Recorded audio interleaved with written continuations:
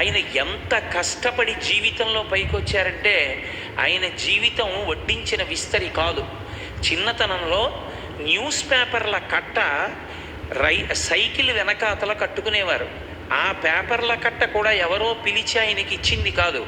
రామేశ్వరం స్టేషన్లో హాల్ట్ లేని express train తెల్లవారుజామున స్పీడ్గా వెళ్ళిపోతుంటే అందులోంచి విసిరేసినటువంటి పేపర్ల కట్ట పట్టుకోవడానికి రైలు కట్ట పక్కన నించుని ఆ పేపర్ల కట్ట తీసుకెళ్ళి సైకిల్ వెనకాతల కట్టుకుని ఇంటింటికి తిరిగి న్యూస్ పేపర్ వేసి స్కూల్కి వెళ్ళి కష్టపడి చదువుకుని సాయంకాలం వేళ మళ్ళీ సైకిల్ వేసుకుని ఏ ఏ ఇంట్లో పేపర్ వేశారో ఆ ఇళ్ళకెళ్ళి పేపర్ బిల్లు వసూలు చేసి ఆ వచ్చినటువంటి డబ్బు ఎవరి పేపర్లు అమ్మమన్నారో వాళ్ళకి ఆ డబ్బు కట్టి రెండో ప్రపంచ యుద్ధంలో కడుపు నిండా తినడానికి రొట్టెలు కూడా లేని రోజుల్లో ఆయన వింగ్స్ ఆఫ్ ఫైర్ అన్న పుస్తకం రాసుకున్నప్పుడు దానికి సంబంధించిన ప్రిఫేస్లో రాసుకున్నారు.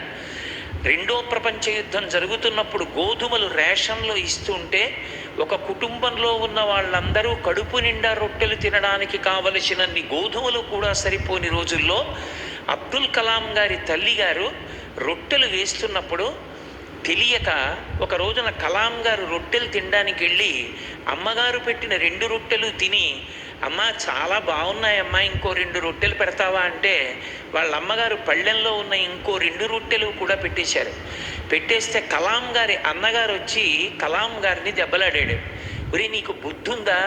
నీ 2 రొట్టెలు నువ్వు తినేసావురా, ప్రపంచ యుద్ధం జరుగుతోంది, గోధుమలు దొరకట్లేదు, పోనీ వెళ్ళి తీసుకొద్దామన్నా లేవు.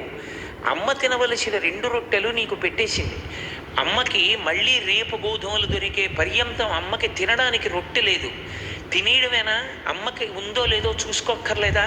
నువ్వు చూడొద్దా? అలా తినేసావే, అమ్మ ఎంత బాధపడుతుంది రొట్టె లేక రాత్రి ఆకలితో అని అడిగితే కళ్ళమ్మట నీళ్లు పెట్టుకుని చిన్న కలాం గారు అమ్మ దగ్గరికి వెళ్ళి, అమ్మ నాకు తెలియలేదమ్మా, ఆకలేసింది, రొట్టెలు రుచిగా ఉన్నాయని అడిగానమ్మా అన్నారు.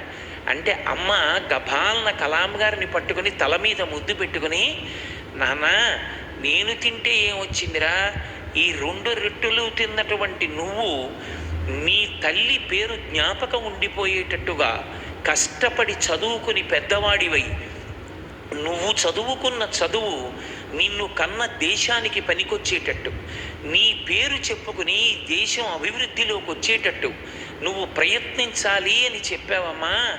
ఆనాడు నువ్వు తినవలసిన 2 రొట్టెలు నాకు పెట్టావు అమ్మా. ఆనాడు నువ్వు పెట్టిన రొట్టెలతో తయారైన ఈ రక్తం ఇవాళ ఈ దేశానికి అంతరిక్ష రంగంలో స్వావలంబన కల్పించి ఉపగ్రహాలు తయారు చేసింది.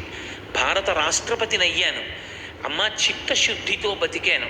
On the day of the final judgement అని రాసుకున్నారు ఆయన.